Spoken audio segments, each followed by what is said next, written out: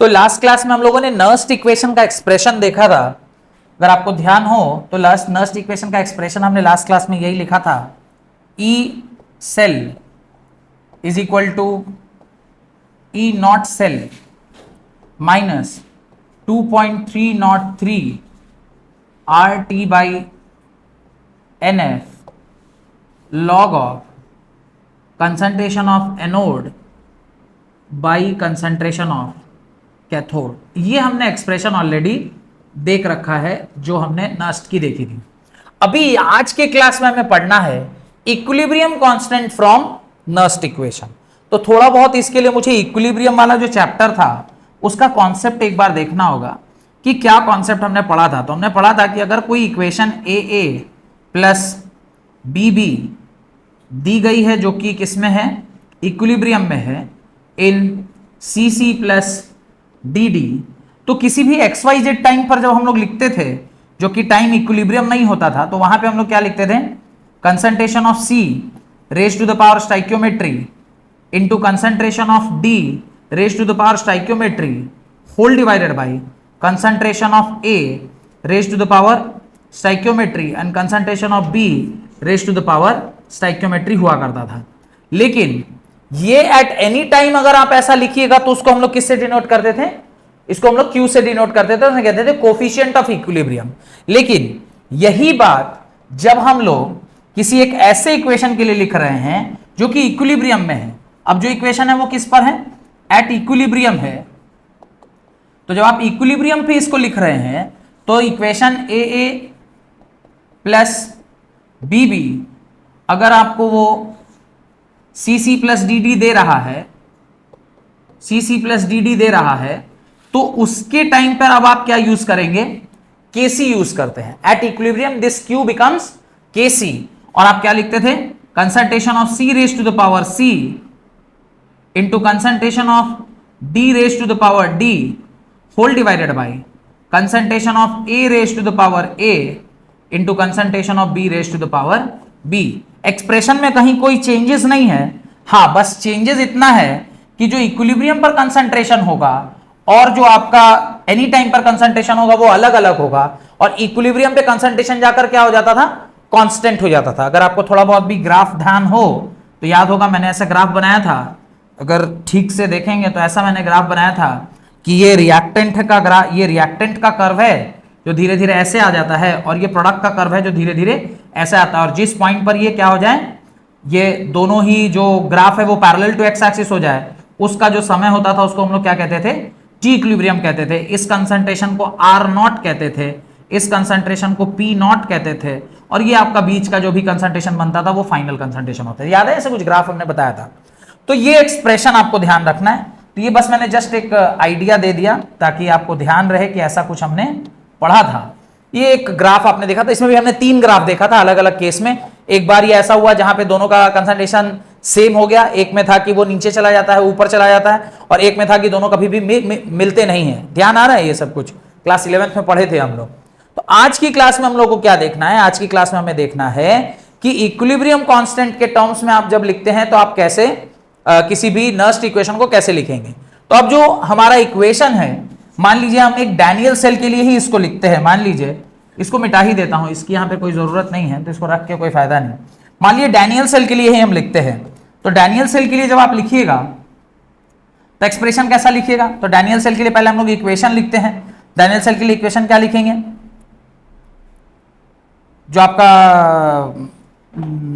Cathode है वो किस में कन्वर्ट हो रहा है, zinc solid plus copper 2 plus aqueous, ये एक इक्विलिब्रियम स्टैब्लिश करेगा, और इस तरफ क्या मिलेगा मुझे, Zn2 प्लस एक्वस, और साथ में क्या मिल जाएगा, कॉपर सॉलिड मिल जाएगा। अब इसके किसी भी एक्स वाई जेड टाइम पे जब ये इक्विलिब्रियम अटेंड कर लेगा, उस टाइम पे जब मैं केसी लिखूंगा तो क्या लिखूंगा, कंसंट्रेशन ऑफ Zn2 प्लस के पावर 1, क्योंकि ये बैलेंस्ड इक्वेशन है, इनटू कॉपर सॉलिड का concentration whole divided by concentration of Cu2 plus aqueous into zinc का कंसंट्रेशन। लिखेंगे नहीं लिखेंगे, हमने जब ये नर्स्ट इक्वेशन लिख रहे थे तो हमने देखा था कि कॉपर सॉलिड का कंसंट्रेशन, किसी भी सॉलिड का कंसंट्रेशन आपने लिखा है उसको क्या लेते हैं,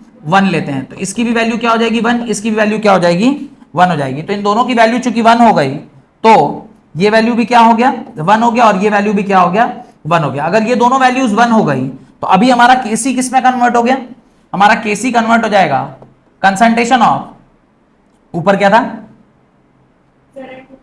Zn2 प्लस, पक्का Zn2 plus whole divided by concentration of Cu2 plus.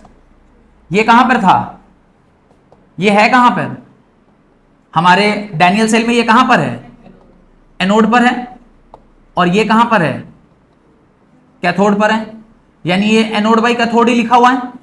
अब आप जरा पीछे जाकर देखिए, जब मैंने नर्स्ट इक्वेशन लिखा है तो क्या लिखा है, E cell is equal to E not cell minus 2.303 RT by NF log of anode by cathode. क्या इस log of anode by cathode की जगह पर मैं केसी से रिप्लेस कर सकता हूं, क्योंकि केसी भी क्या है concentration of anode by concentration of cathode. तो जो आपका इक्वेशन निकल कर अभी आएगा वो क्या आ जाएगा, E cell is equal to E not cell minus 2.303 RT by NF log, और यहां पे आप क्या लिख सकते हैं केसी। और ये अब आपका क्या बन गया इक्वेशन, किसमें Nernst equation in terms of equilibrium constant. ये आप अपनी कॉपी में लिख लें, this is the equation of Nernst in terms of equilibrium constant, this is the equation of Nernst in terms of equilibrium constant.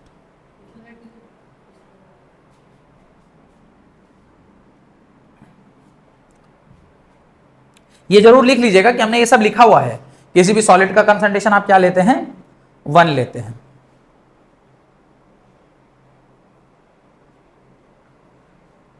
यहां तक कोई डाउट है तो पूछिए, नहीं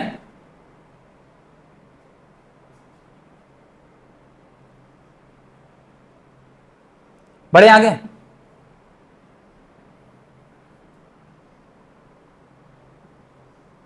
बढ़ा जाए, चलिए अभी देखते हैं। अब थोड़ा ध्यान से देखिए, एक कॉन्सेप्ट यहां पर और है, उसको देखते हैं। देखिए हम लोग ई सेल की जो कैलकुलेशन करते हैं, ये ई सेल अगर ग्रेटर हो जाए एक्सटर्नल पोटेंशियल के, ध्यान से देखिएगा बड़ा इंपॉर्टेंट बात बता रहे हैं, अगर ई सेल ग्रेटर हो जाए एक्सटर्नल पोटेंशियल से, तो ये जो सेल है वो पता है किसकी तरह बिहेव करता है, ये बिहेव करता है इलेक्ट्रोकेमिकल सेल की तरह बिहेव करता है। ये पॉइंट नंबर 1। पॉइंट नंबर 2 ध्यान से देखिए, दिस इज पॉइंट नंबर 2। जब ई सेल छोटा हो जाए एक्सटर्नल पोटेंशियल से, तो उस टाइम पर ये सेल जो है वो किस तरह बिहेव करता है पता है, ये सेल बिहेव करता है इलेक्ट्रोलाइटिक सेल की तरह। ऑब्वियसली इलेक्ट्रोलाइटिक सेल में क्या होता है, which energy getting converted to which energy, electrical energy getting converted to chemical energy. तो इसका मतलब एक्सटर्नल पोटेंशियल क्या होना चाहिए, बड़ा होना चाहिए, और सेल का पोटेंशियल क्या होना चाहिए, छोटा होना चाहिए। वेरएस जब आप इलेक्ट्रोकेमिकल सेल की बात करते हैं तो उस टाइम पे कौन बड़ा होना चाहिए, सेल का पोटेंशियल बड़ा होना चाहिए और बाहर का पोटेंशियल छोटा। तब क्या होगा, chemical energy will get converted to electrical energy. तो ये दूसरी बात हो गई। और जो तीसरी बात है, जो बहुत ही महत्वपूर्ण बात है, अब 2 ही चीजें, 3 ही चीजें हो सकती थी, या तो ई सेल जो है वो एक्सटर्नल पोटेंशियल के बड़ा हो जाए या छोटा हो जाए या फिर बराबर हो जाए। तो तीसरी बात क्या होगी, E cell becomes equal to external potential, external potential. और जिस क्षण पर ये ई सेल एक्सटर्नल पोटेंशियल के बराबर आ गया, तो क्या मैं ऐसा कह सकता हूं कि ये जो सेल है वो इक्विलिब्रियम पे आ गया है। वो किस में आ गया है, इक्विलिब्रियम में आ गया है। और अगर कोई सेल इक्विलिब्रियम में आ जाए मतलब no energy is getting converted to any energy, ना electrical energy is getting converted to chemical energy और ना chemical energy is getting converted to electrical energy. ये लॉजिक क्लियर है कि अगर ये यानी ये इक्विलिब्रियम का कंडीशन है। और एट इक्विलिब्रियम क्या होता है, एट इक्विलिब्रियम क्या होता है, जो आपका ई सेल का वैल्यू है वो किसके बराबर हो जाता है, जीरो के बराबर हो जाता है, क्योंकि पोटेंशियल डिफरेंस नहीं है। अरे पोटेंशियल का डिफरेंस होगा तब ना कोई करंट फ्लो करेगा, पोटेंशियल का डिफरेंस नहीं, तो ई सेल क्या हो गया, जीरो हो गया। तो ये बात ध्यान रखना है कि जब कभी भी इक्विलिब्रियम आ जाएगा यानी बाहर और अंदर का पोटेंशियल सेम होगा तो ई सेल क्या हो जाएगा, जीरो। ये लॉजिक क्लियर है। अगर ये लॉजिक क्लियर है तो अगर आपने यहां केसी लिखा है तो ये ई सेल की वैल्यू क्या हो जाएगी, ये ई सेल की वैल्यू क्या हो जाएगी, जीरो। कोई दिक्कत, अगर ई सेल जीरो होगा, ये ई सेल जीरो क्या लॉजिक से किया, ये अगले पेज पर लिखा हुआ है। तो ये ई सेल जो जीरो किया है इसका लॉजिक अगले पेज पर है, ठीक है। तो एट इक्विलिब्रियम, अब आप कहेंगे सर एट इक्विलिब्रियम क्यों, क्योंकि केसी लिख दिए इसका मतलब ये इक्विलिब्रियम पे एक्सप्रेशन लिखा हुआ है। तो at equilibrium, at equilibrium E cell zero, और ई सेल जीरो हो गया तो क्या लिखेंगे, ई नॉट सेल, ये माइनस में इस तरफ आएगा क्या हो जाएगा, 2.303 RT by NF log KC। और यही एक्सप्रेशन आपको क्या रखना है, ध्यान रखना है कि ई नॉट सेल जो है वो किसके बराबर होता है, इसके बराबर होता है। ई नॉट सेल निकालने का एक और तरीका, एक तरीका ई नॉट सेल का क्या था, ई cathode minus E not anode. एक और तरीका जहां पर अगर आपको इक्विलिब्रियम कांस्टेंट की जानकारी है, एन आप जानते हैं, एफ टी आर ये सब हमें पता होता है। आर का value 8.314, T is temperature, N is number of electron transferred और एफ इज फैराडे कांस्टेंट। अगर ये सब पता है, K C equilibrium constant, equilibrium chapter में आपने पढ़ा है how to find K C, K C पता है, लॉग केसी का वैल्यू डालिए आप, ई नॉट सेल यहां से भी निकाल सकते हैं। लॉजिक क्लियर है। अब इसी एक्सप्रेशन को आगे, ये ध्यान रखिएगा कि इसके अगले पेज पर हमने उसका लॉजिक लिखा हुआ है। अब देखिए एट 298 केल्विन क्या होगा, E not cell is equal to 2.303, R का वैल्यू 8.314, टी का value 298 whole divided by n into 96500, log Kc लिख सकते हैं, देखिए तो। और जब आप इसको ऐसा लिखिएगा तो E not cell is equal to क्या आ जाएगा, 0.059 बाई एन लॉग केसी। और ये सब अलग अलग एक्सप्रेशन ई नॉट का निकलता जा रहा है to find the value of E not cell. अब इस इक्वेशन में एन अगर मुझे कोई बता दे, ई नॉट सेल बता दे तो केसी निकाल लेंगे, केसी बता दे उसका लॉग ले लीजिएगा, एन का वैल्यू पता रहेगा तो ई नॉट सेल। कितने वेरिएबल है, 3 वेरिएबल है, 1 2 और 3। ये दे दे, ये दे दे तो केसी निकल जाएगा, केसी दे दे, एन दे दे तो ई नॉट निकल जाएगा।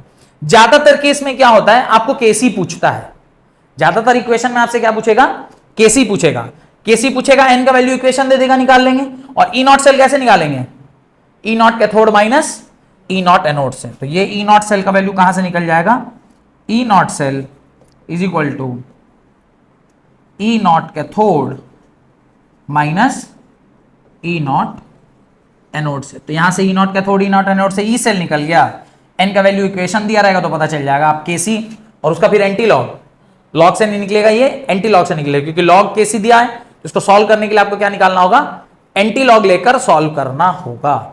डन। कोई डाउट है तो पूछिए, नहीं, क्वेश्चन लिखिए। Calculate the equilibrium constant for the reaction, calculate the equilibrium constant for the reaction, calculate the equilibrium constant for the reaction at 298 Kelvin, at 298 Kelvin। Equation क्या दी गई है, Zn solid, इक्वेशन दी गई है Zn solid plus Cu2 plus aqueous gives Cu2 sorry, gives Zn2 plus aqueous plus Cu solid. Done. और एक equation क्या दिया गया है, एंटीलॉग 37.22, एंटीलॉग 37.22, इसका मतलब क्या है, आपको आंसर दिया हुआ है, antilog 37.22 is equal to 1.66 into 10 raise power 37, 1.66 into 10 raise power 37. तो ये आपको क्वेश्चन दे दिया. अब आपको इसका क्या निकालना है, सॉल्यूशन निकालना है. आपको इसका क्या निकालना है, सॉल्यूशन. ध्यान से देखिए, Zn solid plus copper 2 plus aqueous, this आपको E naught cell is equal to 0.059 by n log Kc. ये आपका एक्सप्रेशन आपको दिया हुआ है. E नॉट सेल आप जानते हैं 1.1 वोल्ट होता है, ये आप जानते हैं. ये कौन सा सेल है, डैनियल सेल है, और डैनियल सेल का ई नॉट सेल किसके बराबर होता है, ये निकाल भी सकते हैं आप, पर ई नॉट सेल हमें पता है तो डायरेक्टली यूज कर ले रहे हैं. E not cell is equal to कितना होता है, 1.1 वोल्ट होता है. तो 1.1 volt is equal to 0.059 by 2 log Kc, और इसको मल्टीप्लाई करिए, ये हो जाएगा 2.2 whole divided by 0.059 is equal to what, log, is equal to log Kc. इसको सॉल्व कीजिएगा, मेरे ख्याल से ये एग्जैक्टली उतना ही आना चाहिए, दैट इज 37.22 के बराबर. हाँ, मैंने प्रूफ करना है अपने को. अगर दे दे तब, लेकिन नहीं दिया रहेगा तब तो फिर दिक्कत है. तो दे दिया तब तो अति उत्तम. तो उसको सॉल्व किया तो आपका क्या आएगा, लॉग Kc, आप सॉल्व कीजिएगा, आएगा log Kc is equal to 37.22. अब आप दोनों साइड एंटी लॉग ले लीजिए, एंटी लॉग यहां लेंगे तो ये Kc हो जाएगा, और यहां पे क्या आ जाएगा, एंटी लॉग 37.22. और नहीं, एंटी लॉग, और ये कितना दिया हुआ है, 1.66 इंटू 10 रेज़ पावर 37, और ये आपका क्या हो गया, आंसर होगा. तो एक तरह से आपको आंसर क्वेश्चन में दिया ही हुआ रहता है. अगर एंटीलॉग नहीं दिया हुआ है फिर एंटीलॉग टेबल से एंटीलॉग का वैल्यू निकालना पड़ता है, जो कि काफी सरल है. हम किसी दिन सिखा देंगे आप लोगों को, वो एक एंटीलॉग टेबल आप जेरॉक्स करके लाइएगा, हम आपको सिखा देंगे. क्वेश्चन नंबर 2 लिखिए, calculate the equilibrium constant for the cell reaction. Calculate the equilibrium constant for the cell reaction.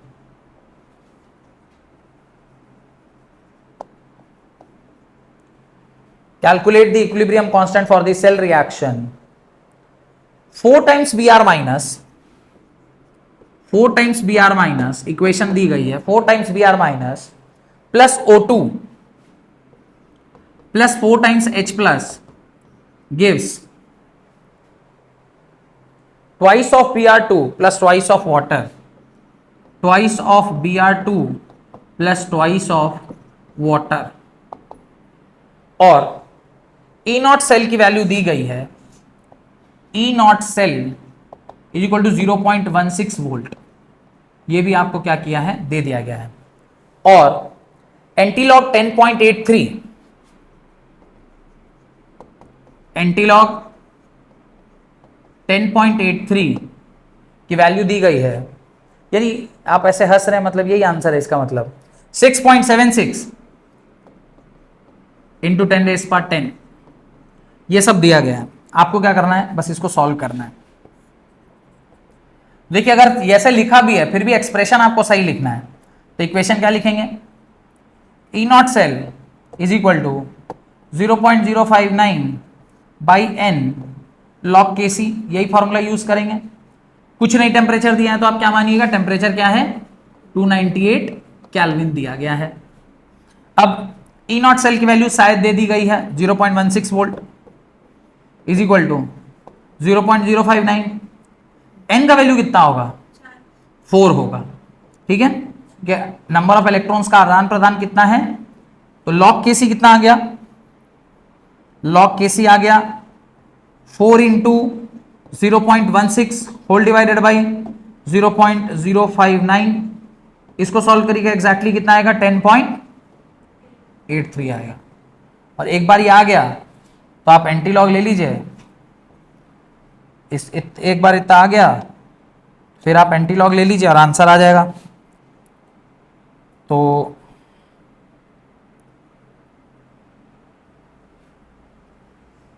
यहां पर आप इसका एंटी लॉग ले लें, एंटी लॉग 10.83 जो कि किसके बराबर है, केसी के बराबर है। इसको सॉल्व कीजिएगा तो एग्जैक्टली कितना आएगा, 6.76 इंटू 10⁻10। तो आप समझिए कि इनडायरेक्टली आपको आंसर दिया ही रहता है, बस आपको वहां तक पहुंचा देना है आंसर को, अगर एंटी लॉग का वैल्यू दिया हुआ है। अगर नहीं दिया हुआ है तब तो आप इसको बाकायदा सॉल्व कीजिएगा, ये आएगा, फिर इसका एंटी लॉग का आप टेबल में वैल्यू ढूंढिएगा और फिर ये आंसर लिखिएगा। तो आप मान के चलिए कि ज्यादातर के चांस में ये निकालना ही पड़ता है, दिया हुआ नहीं रहता है। पर मैं चूंकि अभी एंटी लॉग निकालना सिखाया नहीं हूं तो इसलिए मैं डायरेक्टली वैल्यू दे रहा हूं। नेक्स्ट लिखिए, calculate the equilibrium constant for the reaction, calculate the equilibrium constant for the reaction copper solid, calculate Kc, calculate Kc, copper solid plus twice of Ag plus aqueous gives copper 2 plus Cu2 plus aqueous plus twice of Ag solid. ये equation आपको दी गई है, calculate कर रहा है, Kc calculate करिए। ई not cell आपको 0.46 दिया हुआ है, ई नॉट सेल आपको 0.46 वोल्ट दिया गया है। नहीं भी दिया रहेगा तो अब आप ये निकाल सकते हैं। टेम्परेचर नहीं दिया है मतलब इनडायरेक्टली क्या बोल रहे हैं, 298 केल्विन। और एक और वैल्यू देना ही पड़ेगा, एंटीलॉग वैल्यू है 15.6 is equal to, antilog 15.6 is equal to 3.98 into 10⁻15। यानी इनडायरेक्टली हम लोग को आंसर दिया हुआ रहता है, बस हमें वहां तक पहुंचा देना है उसको। तो फॉर्मूला क्या लिखेंगे, E not cell is equal to 0.059 by, यहां पे क्या लिखेंगे 2 log of Kc। E cell का वैल्यू आपको दिया है 0.46 into 2 whole divided by 0.059 is equal to what, log Kc। Kc is equal to आ जाएगा anti log how much, exactly 15.6, जिसको सॉल्व कीजिएगा क्या आएगा 3.98 इंटू 10⁻5, और यही क्या हो जाएगा आपका आंसर हो जाएगा। कोई दिक्कत है तो बोलिए। अलग अलग साल में अलग अलग तरीके का क्वेश्चन दिया है, ठीक है। एक लास्ट सवाल और करिए, calculate equilibrium constant for a disproportionation reaction. ये आंसर आ गया, calculate equilibrium constant for a disproportionation reaction. चमत्कार। What is a disproportionation reaction, बोलिए। डिसप्रपोर्शनेशन रिएक्शन किसको कहते हैं, what is a disproportionation reaction. मैं इक्वेशन लिख देता हूं, शायद उससे आपको समझ में आए। Calculate Kc for a disproportionate reaction. देखिए, copper twice of copper 2 plus aqueous gets converted to ये एक मिनट है,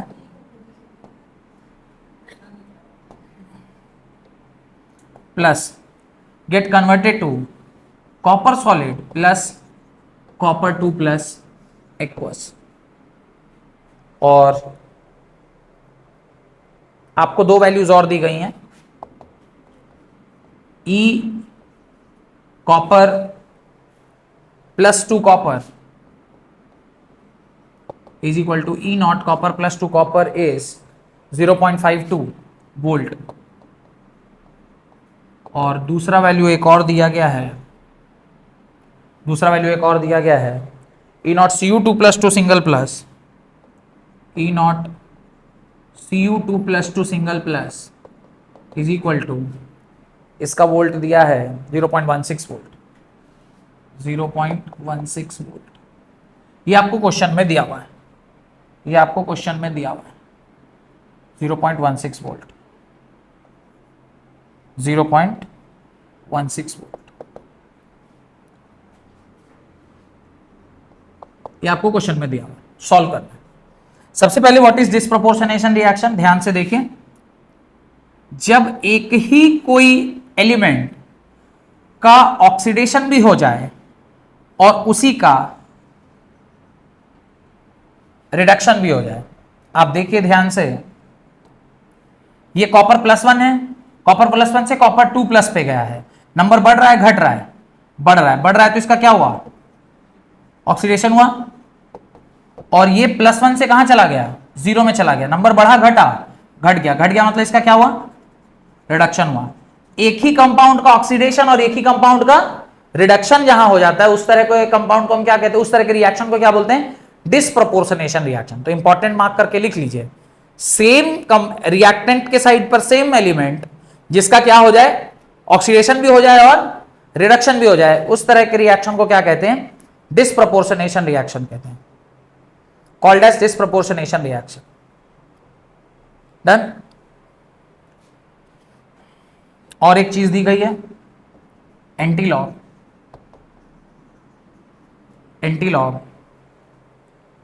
6.09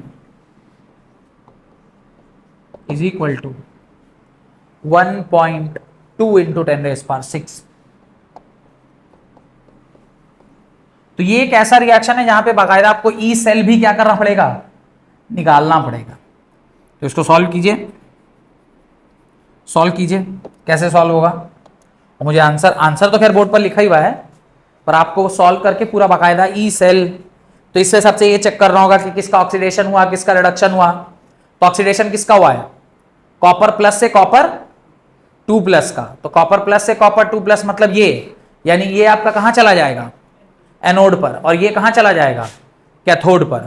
तो एनोड और कैथोड अगर आपको क्लियर है तो आप कह सकते हैं E not cell is equal to E not cathode minus E not anode.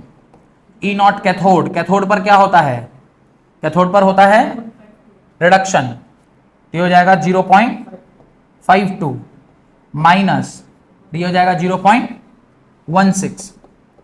और जब आप इसको सॉल्व करिएगा तो कितना वोल्ट आ रहा है, 0.41 वोल्ट या 0.36 वोल्ट, 0.36 वोल्ट, 0.36 वोल्ट। तो आपका ई सेल निकल कर आ गया। और अब आप फॉर्मूला क्या जानते हैं, E not cell is equal to 0.059 by n log of what, Kc। E cell आपको पता चल गया कितना, 0.36 इज इक्वल टू 0.059, और n की वैल्यू यहां पे क्या होगी, 1 होगी, लॉग व्हाट, Kc। और यहां से जब आप इसको सॉल्व कीजिएगा तो इसको इससे डिवाइड करिएगा, आपको एग्जैक्टली कितना निकल के आएगा, Kc is equal to antilog कितना आ जाएगा, 6.09। और जब आप इसको सॉल्व कीजिएगा तो Kc कितना आ जाएगा, 1.2 इंटू 10⁻⁶। नंबर ऑफ इलेक्ट्रॉन का ट्रांसफर 1 से 0 गया तो 1, और 1 से 2 प्लस गया, एक ही इलेक्ट्रॉन आदान प्रदान हुआ। n हमेशा number of electron transferred in oxidation and reduction. तो ये 1 से कहां गया है 0 पर, तो कितना इलेक्ट्रॉन लिया होगा, और क्यों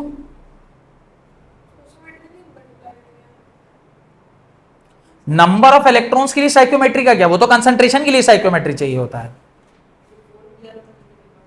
हाँ हाँ हाँ बिल्कुल, देखिए 4br वाले को भी देखते हैं, कौन सा था 4br वाला, ये माइनस आखिरी 4 इलेक्ट्रॉन लिया होगा तब ना Br2 बना होगा। I4 प्लस है, ये 4 इलेक्ट्रॉन डोनेट किया होगा या एक्सेप्ट किया होगा तभी ना H2 बना होगा।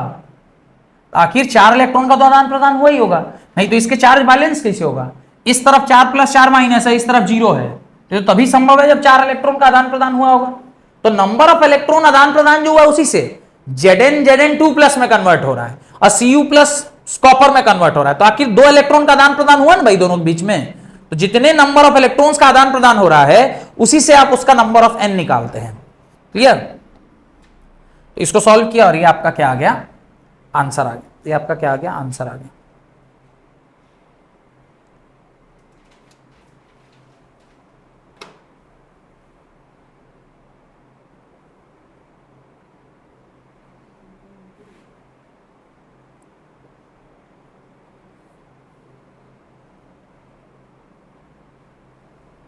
डन। लेकिन एक बात याद रखिएगा, अगर इसी सवाल के अंदर आपसे केसी दे देता, सॉरी आपको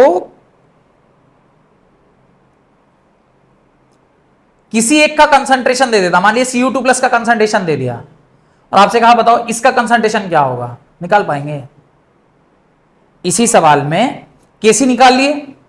अब केसी इक्वल टू क्या होता है concentration of Cu2 plus by concentration of copper.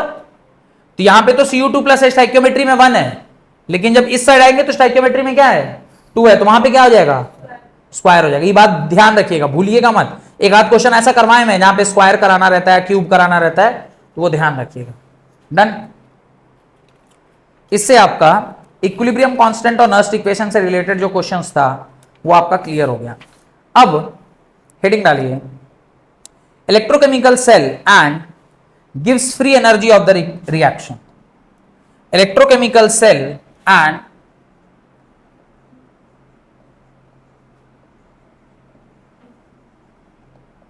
Electrochemical cell and gives free energy, यानी delta G gives free energy of the reaction, delta G gives free energy, gives free energy. Done. इसका हम लोगों को क्या देखना है, ये भी हमें देखना है। और आपको याद होगा जब हम लोग थर्मोडायनेमिक्स पढ़ रहे थे तो उसके अंदर हमने पढ़ा था कि एट इक्विलिब्रियम डेल्टा जी किसके बराबर हो जाता है 0 के बराबर। एट इक्विलिब्रियम डेल्टा जी क्या होता है 0। स्पॉन्टेनियस के लिए delta G negative, non spontaneous के लिए डेल्टा जी पॉजिटिव और इक्विलिब्रियम के लिए डेल्टा जी 0 के बराबर। तो डेल्टा जी जो है यहां पर क्या हो जाएगा 0 के बराबर हो जाएगा। और अगर मेरे किसी भी रिएक्शन के लिए डेल्टा जी 0 है तो जो एक्सप्रेशन हम लोग को लिखना है वो है delta G is equal to minus NF E cell के बराबर होता है। ये एक्सप्रेशन है, ये क्या है, this is the expression, relationship between what gives free energy and E cell. लेकिन हम लोग ये वाली वैल्यू तो क्या हो जाएगी 0 हो जाएगी, तो ये खत्म हो गया। तो ये एक्सप्रेशन, ये जनरल एक्सप्रेशन है, पर एट इक्विलिब्रियम चूंकि डेल्टा जी 0 होता है तो हम लोग लिख सकते हैं delta G not is equal to minus NF E not cell. और ये आपको क्या रखना चाहिए, ध्यान रखना चाहिए, this is the relationship between गिव्स free energy and E not cell. N का value number of electron transferred, F 96500, E not cell आप जानते हैं कैसे, आप दो तरीका आप जानते हैं कैलकुलेट करने का, तो आप डेल्टा जी नॉट निकाल सकते हैं। N is number of electron transferred, gives free energy at standard condition, number of electron transferred, F is Faraday's constant, that is 96500 coulomb per joule, coulomb per mole है। देखिए ना Faraday का क्या है 96500 coulomb पर, यूनिट क्या है इसका, फैराडे कांस्टेंट का यूनिट लिखवाए थे ना, देखिए तो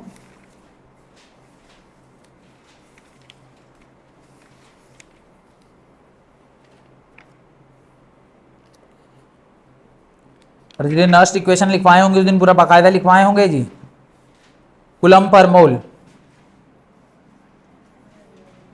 और ई नॉट सेल तो आप जानते ही हैं।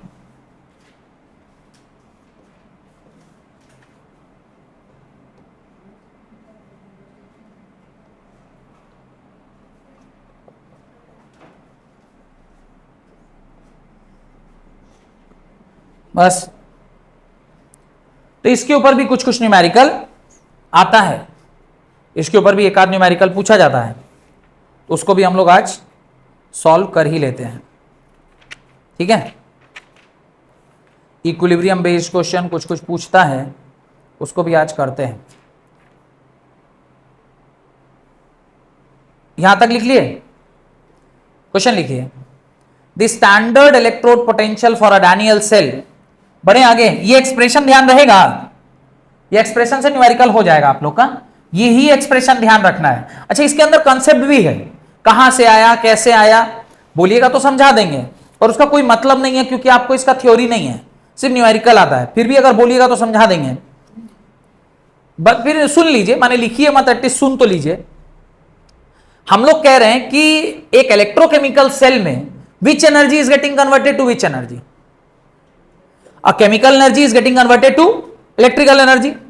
अब chemical energy is in the form of what, spontaneous reaction की ही ना chemical energy है, और chemical energy निकालने के लिए आप क्या निकालते हैं, actually it is what, gives free energy, वही gives free energy ना सेल की एनर्जी में कन्वर्ट हो रहा है, तो वही gives free energy और सेल की एनर्जी में हमने आपस में क्या निकाला, और एक रिलेशनशिप स्टैब्लिश किया, फैराडे कांस्टेंट, क्योंकि ये पोटेंशियल है और ये एनर्जी है, पोटेंशियल एनर्जी के बीच में रिलेशनशिप स्टैब्लिश करने के लिए आपको 4 से डिवाइड करना पड़ेगा, तो आपने इसको 4 से डिवाइड कर दिया, 4 से डिवाइड किया तो आप पढ़े हैं ना इलेक्ट्रिसिटी चैप्टर में, तो उसी से कॉन्सेप्ट बनकर आता है।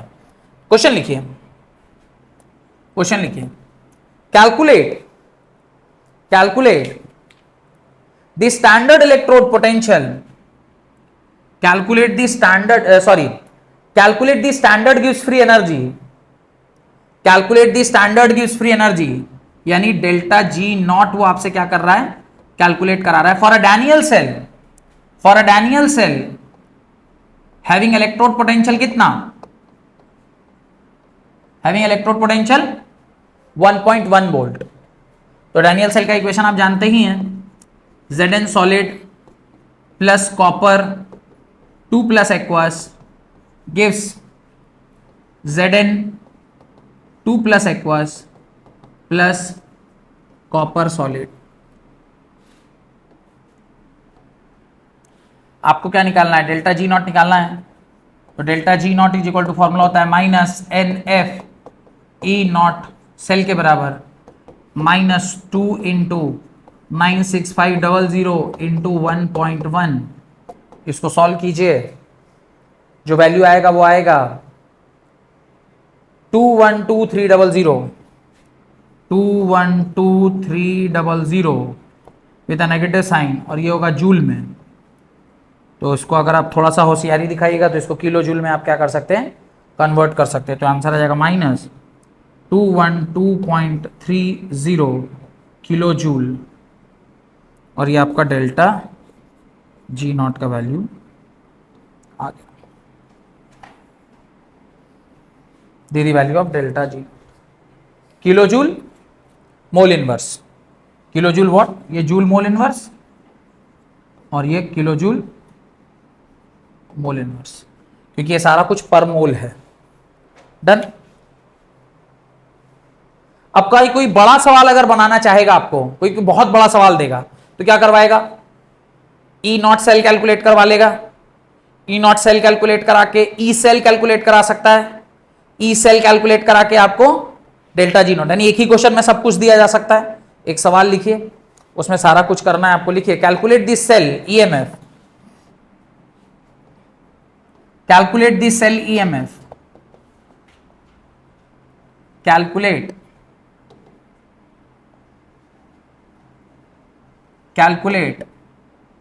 cell EMF.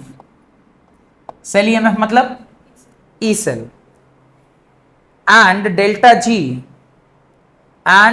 G for a cell reaction at 298 Kelvin and delta G at 298 Kelvin. Cell का रिप्रेजेंटेशन दिया हुआ है Zn सॉलिड से Zn2 plus, Zn solid single bar, Zn2 plus aqueous, concentration दिया है 0.004 m ब्रैकेट 1 डबल बार, और CD2 plus aqueous 0.2 m single bar CD solid. तो ये आपको दिया हुआ है। और क्या दिया है आपको? E नॉट Zn2 प्लस से Zn का वैल्यू दिया है, E नॉट Zn2 प्लस से Zn का वैल्यू दिया हुआ है, दैट इज -0.763 वोल्ट। और आपको एक और चीज दिया गया होगा, क्या दिया गया होगा?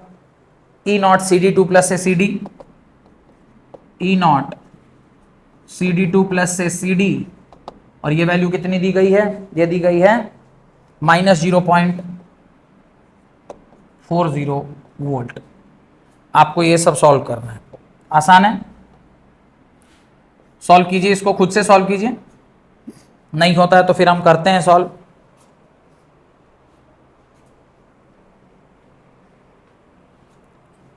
सबसे पहले क्या करना होगा?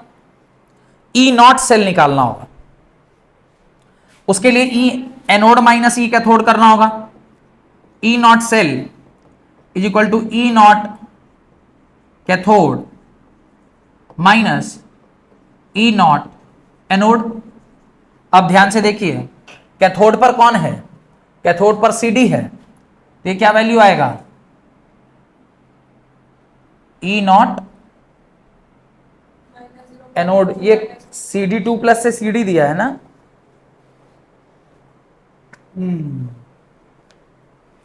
तो कैथोड पर कितना है? -0.40, माइनस ऑफ माइनस इधर कितना है? 0.76। इसको सॉल्व कीजिएगा, मेरे ख्याल से 0.36 आएगा। आ गया?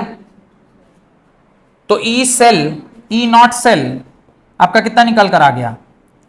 ई नॉट सेल आपका निकल के आ गया 0.36 वोल्ट। एन का वैल्यू कितना है आदान प्रदान होने पर? एन का वैल्यू क्या होगा? 2 होगा। अगले आपको क्या लिखना चाहिए?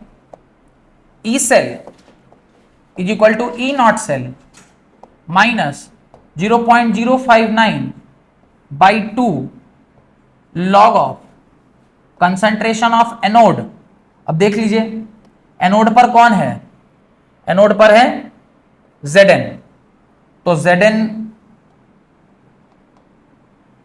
का कंसंट्रेशन कितना दिया हुआ था? 0.004 होल डिवाइडेड बाई, नीचे दिया था 0.2, यही है ना? ई सेल का वैल्यू पता है क्या? ई सेल अभी आप कितना निकाले? 0.36 वोल्ट निकाले थे ना? बस E cell is equal to 0.36 minus 0.03 log of, इसको क्या लिख सकते हैं? 4/2 इंटू, ये क्या आ जाएगा? 10 रेस पर, ये ऊपर गया 10 और नीचे आया 1000, गया 10 रेस पर -2, कोई दिक्कत? ये कट गया, ठीक है? E cell is equal to 0.36 minus 0.03 log 2 plus log 10 raise पर -2, कोई दिक्कत? क्योंकि a into B can be written log a plus log b। इसको सॉल्व कर लीजिए, log 2 का वैल्यू तो पता ही होगा, log 2 कितना होता है, log 2 is equal to how much, 0.3, 0.3, ये आ गया 0.3 प्लस ये आगे आ जाएगा, ये सामने आएगा ना, तो हो जाएगा -2, यही है। सॉल्व करिए। अगर अपने को नहीं पता है, मतलब लॉग का टेबल देखने नहीं आता है, लॉग टेबल देखने आता है तो सीधे ये वैल्यू का ही लॉग आप निकाल लेते हैं, आंसर आ जाता 0.03। इसको सॉल्व करिए, कितना आ रहा है, -1.7।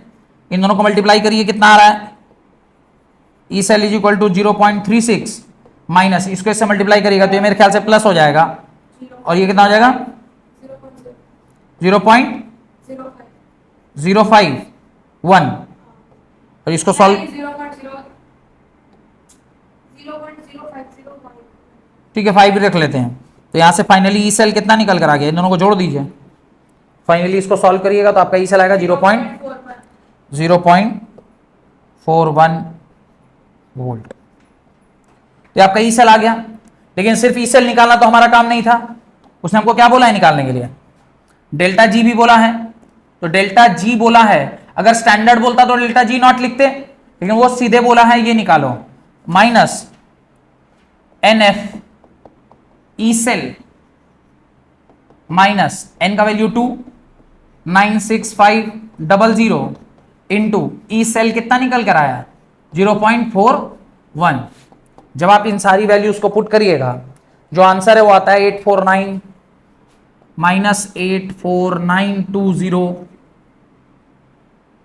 जूल पर मोल। और जब आप इसको किलो जूल में बदल लिएगा तो 849.2 किलो जूल पर मोल, ये आपका डेल्टा जी निकल कर आ गया। This is the value of delta जी। आया क्या,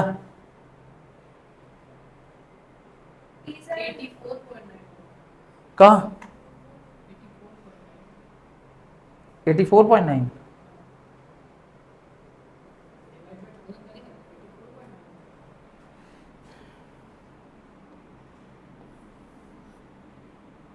क्या आएगा,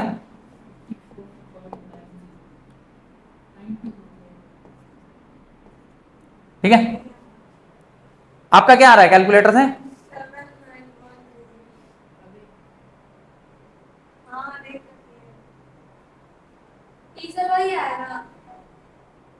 अप्रोक्सीमेटली बुक में 0.42 दिया है।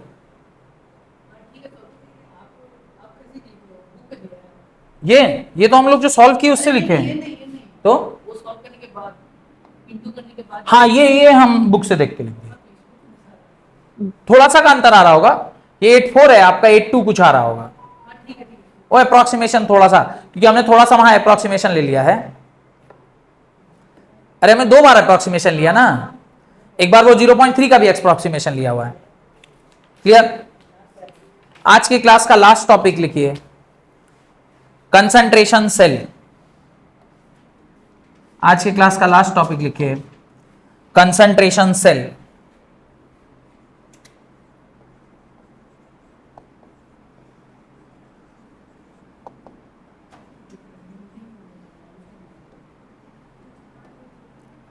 ये कंसंट्रेशन सेल क्या है, what is concentration cell. Concentration cell उसको कहते हैं जब आपने कुछ एक ऐसा अरेंजमेंट किया है जहां पर दोनों जो साइड आपका है, कैथोड और इलेक्ट्रोड, कैथोड और एनोड, दोनों ही साइड पे आपने जिंक ही रॉड लिया और जिंक का ही सॉल्ट ले लिया ZnSO4, या कॉपर लिए कॉपर का ही सॉल्ट ले लिया कॉपर SO4, दोनों side same rod and same क्या कहते हैं उसको सॉल्ट इलेक्ट्रोलाइट, दोनों ही आपने सेम ले लिया। बोलेंगे सर फिर कैसे, सेल तो इक्विलिब्रियम पे नहीं, वो तो इक्विलिब्रियम पे हो गया भाई, दोनों का सेल पोटेंशियल खत्म, एक ही हो जाएगा तो खत्म हो गया खेला। नहीं, खेला खत्म नहीं होगा, वहां पे कुछ एक कॉन्सेप्ट काम करेगा, उसको हम लोग कहते हैं कंसंट्रेशन सेल। तो ध्यान से देखिए, पहले इसका कंस्ट्रक्शन कैसा है, आपने ये एक कंटेनर लिया, सिमिलरली इस साइड भी आपने कंटेनर लिया, दोनों ही साइड पर आपने सेम मेटल का इलेक्ट्रोड ले लिया। इधर भी अगर मैं जिंक ले रहा हूं, इधर भी मैं क्या ले लिया, जिंक ही ले लिया, दोनों साइड जिंक। और जो मैंने उसका इलेक्ट्रोलाइट लिया है वो भी दोनों साइड क्या ले लिया, सेम ले लिया, वो भी दोनों साइड क्या ले लिया, सेम ले लिया, वो भी दोनों साइड सेम ले लिया। अब ये जो आपका रॉड है और ये जो आपका रॉड है वो सेम चीज से बना हुआ है, both are made up of same thing. इसको भी मैंने जिंक से सॉलिड बनाया, ये जिंक सॉलिड है, और इधर भी क्या है, जिंक सॉलिड है, ये भी जिंक सॉलिड, ये भी जिंक सॉलिड। इन दोनों के बीच में हमने क्या डाला हुआ है, इन दोनों के बीच में हमने क्या डाला है, एज जैसे हम लोग सॉल्ट ब्रिज डालते थे वैसे ही हमने क्या डाल दिया, सॉल्ट ब्रिज को यहां पे डाल दिया। इधर भी हमने इलेक्ट्रोलाइट में क्या ले लिया, ZnSO4, इधर भी इलेक्ट्रोलाइट पे क्या ले लिया, ZnSO4। आप कहेंगे सर दोनों साइड अगर सेम लीजिएगा तो फिर कैसे काम होगा, होगा। इसका कंसंट्रेशन C2 ले लिया और इसका कंसंट्रेशन क्या ले लिया, C1। सिर्फ क्या चेंज कर दिए, दोनों साइड में जो इलेक्ट्रोलाइट है उसका हमने क्या चेंज कर दिया, कंसंट्रेशन चेंज कर दिया। और अब इसको एक्सटर्नली हम क्या करते हैं, एक बल्ब लगाकर और यहां पर एक एमीटर से इसको हमने क्या कर दिया, जोड़ दिया। डन। ये क्या है, आपका सॉल्ट ब्रिज है। अब होगा क्या, ध्यान से देखिए, आपके मन में डाउट आएगा कि सर, एक मिनट, आपके मन में डाउट आएगा कि सर ये जो सेल बनाए हैं इसमें तो दोनों इलेक्ट्रोड सेम है और दोनों इलेक्ट्रोड सेल होगा तो इसका सेल पोटेंशियल 0 हो जाएगा। तो हाँ होगा। क्या होगा, मान लीजिए मैं यहां पर E0 सेल लिखता हूं। E0 सेल क्या लिखेंगे, E0 cathode minus E0 anode, और E0 कैथोड में भी कौन है, जिंक है, E0 एनोड में भी कौन है, जिंक है। तो E0 सेल कितना आ जाएगा, 0 वोल्ट आ जाएगा। तो यहां तो कोई दिक्कत नहीं है। लेकिन नर्स्ट ने हमें तो कुछ सिखाया है। नर्स्ट ने क्या सिखाया, एक इक्वेशन सिखाई। क्या सिखाया, E cell is equal to E0 cell minus 2.303 RT by NF log of concentration of anode by concentration of cathode. बताया कि नहीं बताया, ये इक्वेशन उसने बताई है। ठीक है, ये वाली क्वांटिटी इस पर्टिकुलर सेल के लिए क्या हो गई, 0 हो गई। ई सेल जो हमारा है वो माइनस 2.0303 RT बाई, अब यहां पर जो NF है इसमें N का वैल्यू क्या होगा, इलेक्ट्रॉन ट्रांसफर 2 ही होगा इस केस के लिए। Zn2 प्लस Zn में कन्वर्ट हो रहा है, Zn2 प्लस में कन्वर्ट हो रहा है। यहां का N का वैल्यू क्या हो गया, 2 प्लस, और ये लॉग ऑफ क्या हो जाएगा, concentration of anode by concentration of cathode. यहां तक कोई डाउट, कोई डाउट है तो पूछिए, कोई भी डाउट है तो पूछिए।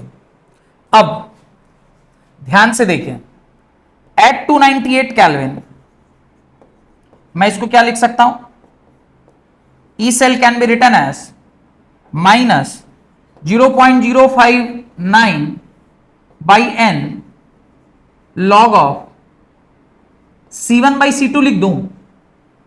कहेंगे सर C1 बाई C2 क्यों लिखे, तो मैंने यहां पर देखिए कैथोड पर C2 माना है और कैनोड पर C1 माना है। अब एक चीज बड़ा ध्यान देने वाला है, उसको देखिए, ये सामने माइनस है। अगर मैं चाहता हूं कि ये सेल फिजिबल हो तो ई सेल को क्या होना चाहिए, पॉजिटिव। बताए थे ना, फिजिबिलिटी ऑफ अ सेल में हमने कहा था कि कोई भी सेल तब फिजिबल होती है जब ई सेल क्या हो जाएगा, पॉजिटिव होगा।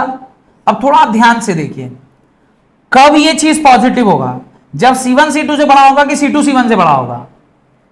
नीचे वाली क्वांटिटी जब नीचे ऊपर वाले से बड़ी होगी तो जो भी होगा वो ऊपर जाएगा, ऊपर होगा तो 10 पर समथिंग आएगा विद नेगेटिव साइन, और वो नेगेटिव जब सामने आ जाएगा तो इसको क्या बना देगा, प्लस बना देगा। यानी कंडीशन है इस सेल का फिजिबल होने का कि जो C2 है वो हमेशा C1 से क्या होना चाहिए, बड़ा होना चाहिए, तभी जाके क्या हो जाएगा, फिजिबल हो जाएगा, तभी जाके क्या होगा, फिजिबल होगा। और अगर ये फिजिबिलिटी आप देखना चाहते हैं तो ये कंडीशन अप्लाई करेंगे तो ये क्या आ जाएगा, E cell is equal to, अब ये माइनस से मैंने इसको क्या लिख रहा हूं यहां पर, प्लस लिख रहा हूं। लॉजिक क्लियर है, क्यों प्लस कर दिए, लॉजिक क्लियर हो रहा है क्यों प्लस कर दिए, क्योंकि C1 और C2 में क्या रिलेशन है कि C2 क्या होना चाहिए, C1 से बड़ा होना चाहिए, और जब C2 C1 से बड़ा हो जाएगा तो ये आपका इस तरह का आ गया। अब एनोड बाई कैथोड और कैथोड बाई एनोड, तो हमने यहां एनोड बाई कैथोड लिखा है, तो आप ये माइनस साइन आगे आ जाएगा, खत्म हो जाएगा। अगर उसको कैथोड बाई एनोड लिखूंगा तो एक माइनस से जो माइनस था वो प्लस में कन्वर्ट हो गया, तो यहां पे एक छोटा सा करेक्शन करिए, ये हो गया C2 बाई C1, तो ये क्या हो जाएगा, प्लस हो जाएगा। और ये आपका क्या हो गया, फाइनल एक्सप्रेशन हो गया for the value of concentration cell. तो कंसंट्रेशन सेल का डेफिनेशन क्या होगा, concentration cell is a type of cell in which both anode and cathode is made up of same electrode, same electrolyte but with different concentration. तो concentration cell का खाली definition लिखिए, cell can be prepared, cells can be prepared in which the concentration of the same electrolyte solution,